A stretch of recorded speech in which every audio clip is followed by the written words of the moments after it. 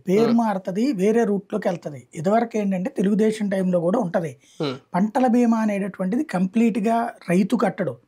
రైతు కొంత, రాష్ట్ర ప్రభుత్వం కొంత, కేంద్ర ప్రభుత్వం కొంత వేసుకుంటారు. హ్మ్. అది 60, 30, 10 లేపోతే 60, 20, 20 హ్మ్. ఇట్లాంటి రేషియో ఉంటుందనమాట. హ్మ్. హ్మ్. అది కేంద్ర ప్రభుత్వ పథకం అది. అవును. రాష్ట్ర హ్మ్. ప్రభుత్వంది గాదు. హ్మ్.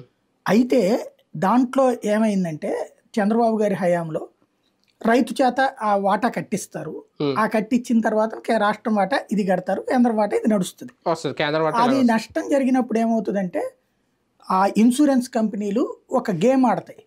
ఇప్పుడు ఒక 1000 ఎకరాలు పోయిందనుకోండి. హ్మ్. దీనికే ఇస్తాం, దీనికియ్యము. హ్మ్. ఇట్లాంటి. హ్మ్. సాధారణంగా ఏం చేస్తారంటే కరువు, హ్మ్. వరదలు, హ్మ్. తుఫాన్లు హ్మ్. ఇట్లాంటప్పుడు ముందు కేంద్ర కమిటీ రావాలి. హ్మ్. అది కరువుని అంగీకరించాలి. లేదా హ్మ్. తుఫాన్లని అంగీకరించాలి. హ్మ్.